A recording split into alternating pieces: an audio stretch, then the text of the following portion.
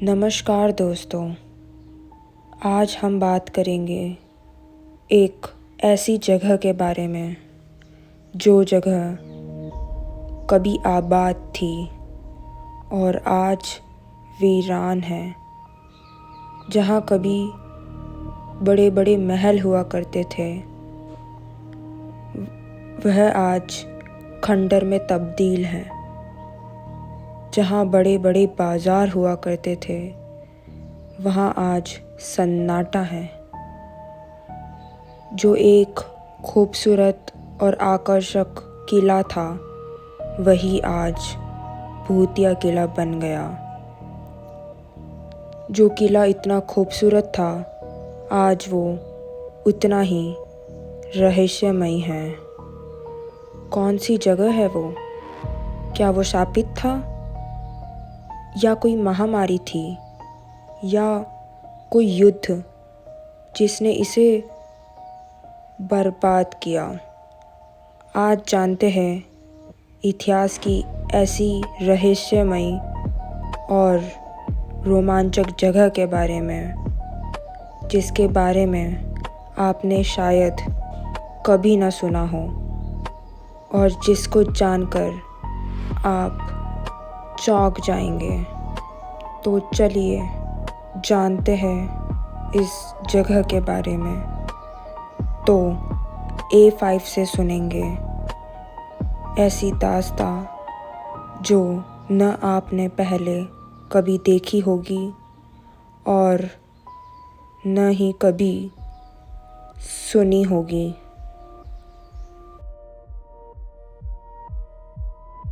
नमस्कार दोस्तों, क्या आप जानते हैं भारत में एक ऐसे किले के बारे में जहां सूरज ढलते ही कदम नहीं साए चलते हैं। दिन में लोग आते हैं, खंडर देखते हैं, तस्वीरें लेते हैं, लेकिन जैसे ही शाम उतरती है, हवा का बर्ताव बदल जाता है। यहाँ की खामोशी अजीब है, इतनी गहरी कि लगता है खामोशी बोलती है और आवाजें खुद चुप हो जाती है। अपने ही कदमों की आहट भारी लगती है और दिल बिना वजह तेज धड़कने लगता है। आपको महसूस होगा कोई पीछे है, लेकिन पलटने पर सिर्फ खंडर और अंधेरा होगा। और यहीं से बेचैनी शुरू होती है।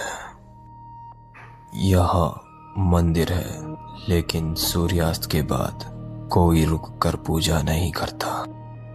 यहाँ रास्ते हैं, लेकिन अंधेरा होते ही कोई उन पर चलना नहीं चाहता, क्योंकि जो लोग देर तक रुके, उन्होंने कहा उन्हें अकेलापन नहीं लगा।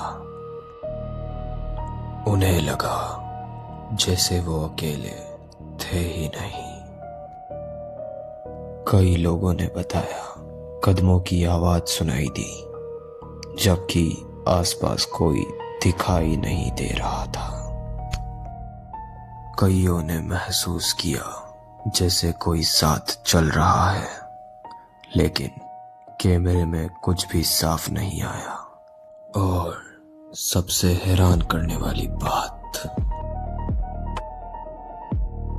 यह सब सिर्फ कहानियां नहीं है। सूर्यास्त के बाद यहाँ रुकने के लिए खुद सरकार ने मना करा है। यह सलाह नहीं है, यह साफ लिखा हुआ नियम है। कुछ जगहें वक्त के साथ वीरान हो जाती है और कुछ जगहें लोग जानबूझकर खाली छोड़ देते हैं।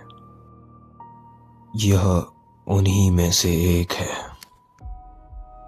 यहाँ डर अचानक नहीं आता, यह धीरे धीरे आपके दिमाग में उतरता है। पहले बेचैनी, फिर जल्दी निकल जाने की इच्छा, और फिर बस एक ही ख्याल, यहाँ और नहीं रुकना। लेकिन सवाल अब भी बाकी है। अगर सब निकल जाते हैं तो शाम के बाद यहाँ चलता कौन है? आज हम बात कर रहे हैं उस नाम की जिसे लोग लेने से भी डरते हैं, भानगढ़। हाँ, भानगढ़। यहाँ आते ही हवा का अंदाज थोड़ा बदल जाता है। तेज नहीं, डराने वाली भी नहीं, बस अलग। बस ऐसा लगता है जैसे वो आपको वापस भेज रही है। जैसे हर कदम के साथ हवा कह रही है, यहीं तक। पेड़ों की सरसराहट सामान्य लगनी चाहिए, लेकिन यहाँ वो आपको रोकती हुई सी लगती है। इसलिए कहते हैं भानगढ़ में हवा रास्ता नहीं दिखाती, वापसी का इशारा करती है। आज ये जगह खामोश खड़ी है, लेकिन हमेशा ये ऐसी नहीं थी। कभी ये सिर्फ एक नाम नहीं थी, एक बसी हुई विरासत थी। फिर वक्त बदला और ये सब खंडर बन गया। लोगों ने वजह ढूंढना शुरू की और यहीं से कहानियां पैदा हुई।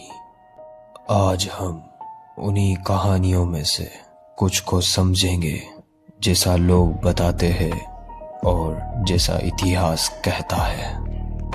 क्योंकि हर कहानी डर से नहीं, वक्त से शुरू होती है। तो आज हम चलते हैं सीधे उस रास्ते पर जहां हर कदम के साथ खामोशी गहरी होती जाती है, जहां हर पेड़, हर पत्थर किसी ना किसी कहानी का हिस्सा है। और आज हम उन कहानियों को खोजने वाले हैं। तो चलिए देखते हैं भानगढ़ हमें क्या दिखाता है। और ये है पहला दरवाजा। जैसे ही आप इसके पास आते हैं, महसूस होता है कोई निगरानी कर रहा है। तो भानगढ़ की कहानी शुरू होती है 17वीं सदी में, आमेर के राजा भगवत सिंह के शासन काल में। यह शहर उनके ददक पुत्र भान सिंह के लिए बनाया गया था। लोगों और महलों से भरी हुई समृद्धि और कला का केंद्र। महल, मंदिर, बाजार सब अपनी चमक में नहाए हुए थे।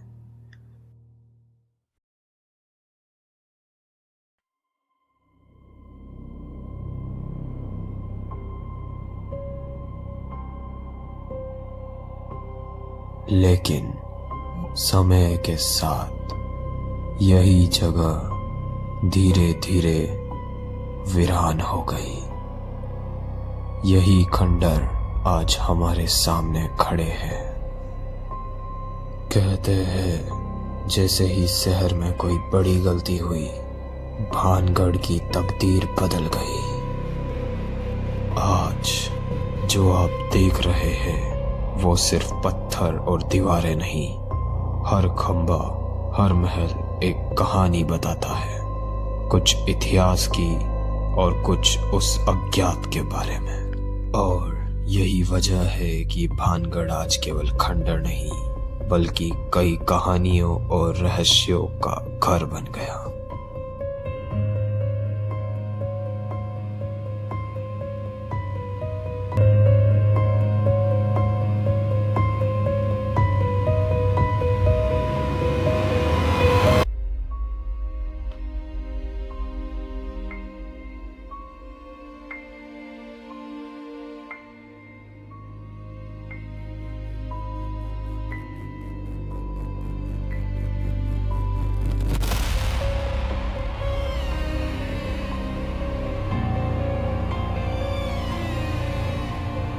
साथ ही यहाँ पर कई मंदिर बनाए गए थे, जैसे कि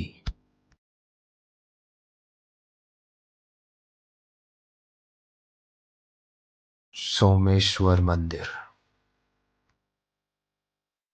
जिसको आप देख ही सकते हैं कितनी खूबसूरती के साथ बनाया गया है।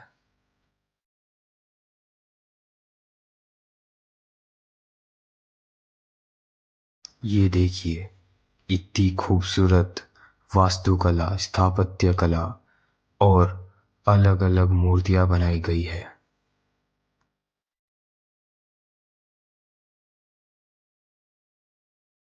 आज मंदिर के अंदर एक भी मूर्ति नहीं है, मगर कभी हुआ करती थी।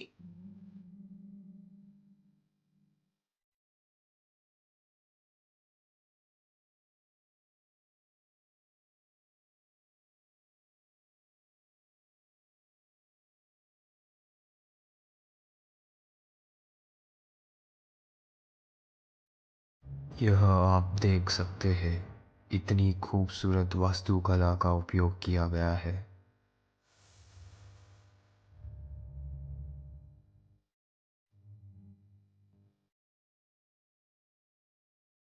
ये देखिए, पत्थरों को कितनी खूबसूरती से काटा गया है। यहाँ पर और भी कई मंदिर हैं, जैसे गोपीनाथ मंदिर। इस मंदिर को भी बड़ी खूबसूरती से बनाया गया है। और साथ ही यहाँ पर केशव राय मंदिर भी है। और साथ ही किसी भी बसे हुए शहर में सबसे बड़ी जरूरत होती है पानी, और भानगढ़ में इस बात का पूरा ध्यान रखा गया। यहाँ पानी सिर्फ जरूरत नहीं था, एक पूरी व्यवस्था थी। इन बावड़ियों और जल स्रोतों को ऐसी जगह बनाया गया जहाँ पानी साल भर टिक सके। बारिश का पानी इकट्ठा किया जाता था और फिर धीरे धीरे इस्तेमाल में लाया जाता था। ये बताता है कि उस समय के लोग सिर्फ आज के लिए नहीं, कल के लिए भी सोचते थे। यह स्रोत और बावड़िया भले ही आज पर्यटकों के लिए आकर्षण है, मगर उस वक्त के लिए ये जिंदगी का बहुत जरूरी हिस्सा हुआ करता था। तो चलिए चलते हैं भानगढ़ के किले के अंदर। तो जैसा कि आप देख सकते हैं, यहाँ की मजबूत दीवारें और शानदार महल।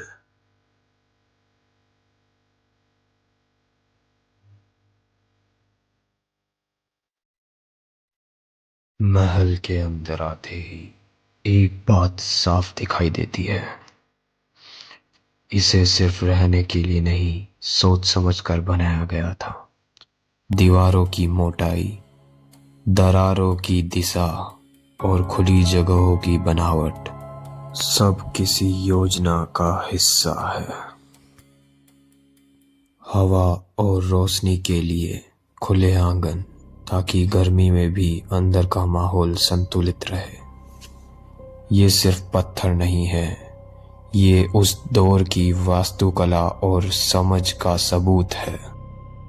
जैसा कि आप देख ही सकते हैं, इतनी खूबसूरत वास्तुकला, स्थापत्य कला का उपयोग किया गया है।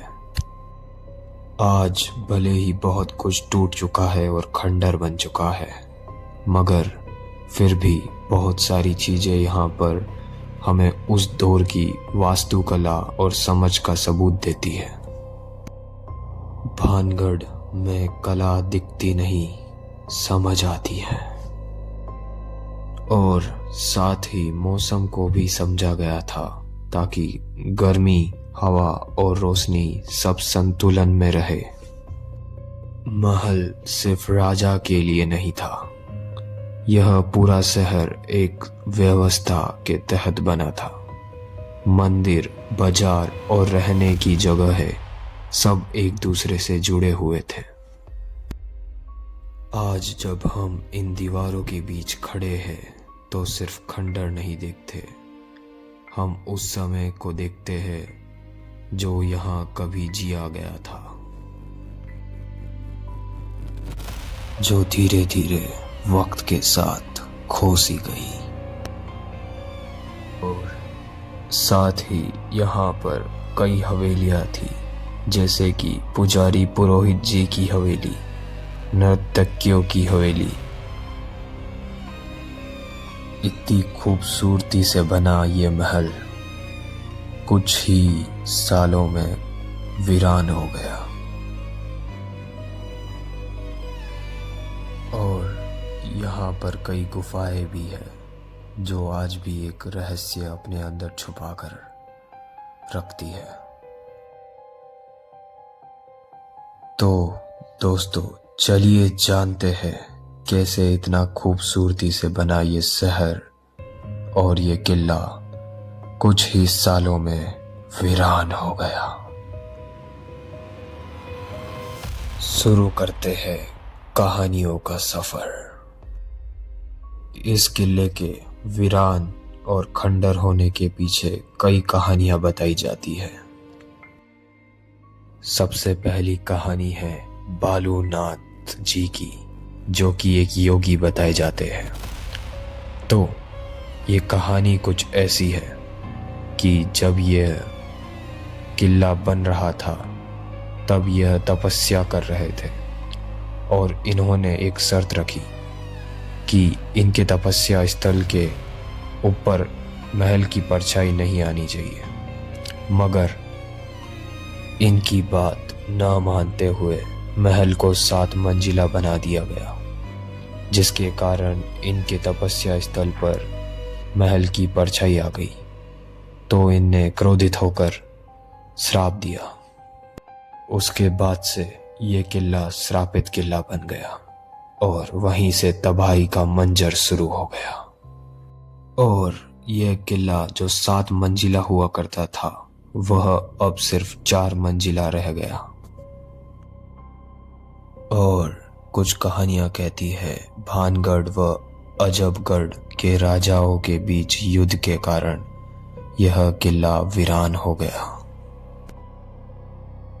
और कुछ कहानियां यह कहती है कि यह महामारी या प्लेग या सूखा पड़ने के कारण हुआ होगा।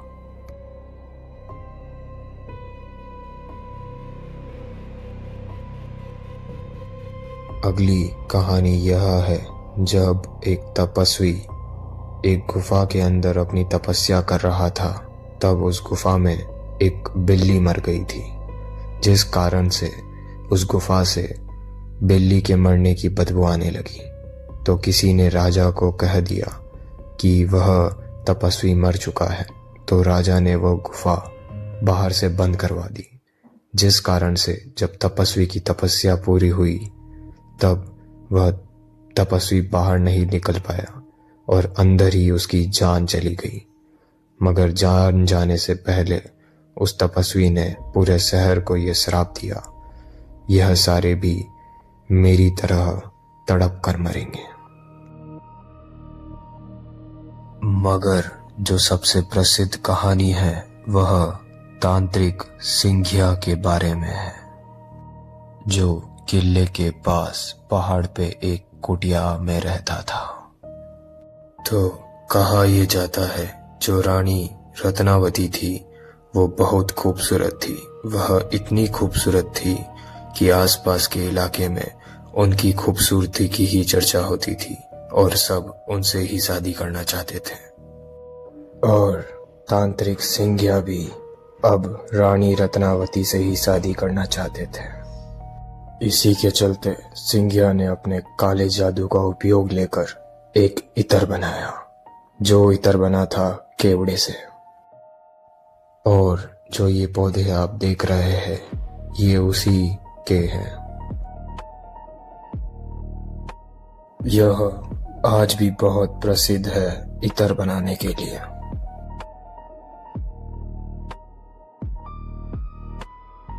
और यह इत्र जो सिंघिया ने बनाया, यह इत्र सिंघिया ने रानी रत्नावती की दासी को बाजार में दिया। जी हाँ, ये जो आप देख रहे हैं ये बाजार है। यह सारी छोटी छोटी दुकानें हैं। और दासी ने जाकर जब ये इतर रानी रत्नावती को दिया, तब रानी रत्नावती ने वह इतर चट्टान पर गिरा दिया, जिस कारण से वह चट्टान तांत्रिक सिंघिया की तरफ आकर्षित हो गई और इस चट्टान ने सिंघिया को कुचल दिया। मगर जान जाने से पहले सिंघिया ने शहर को श्राप दे दिया और इसी श्राप के कारण यह शहर आज वीरान हो गया।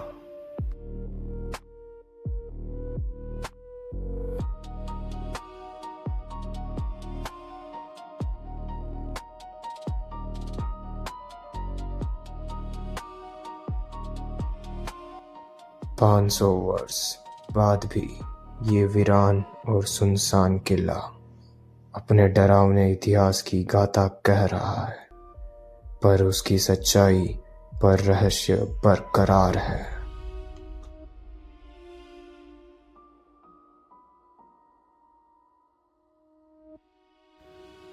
तो दोस्तों, आपने देखा इतिहास का सबसे डरावना और रहस्यमयी किला, जो कभी भानगढ़ और अजबगढ़ के बड़े साम्राज्य में हुआ करता था और आज उसकी टूटी फूटी दीवारें और ये खंडर कितने ही रहस्यों से भरा पड़ा है।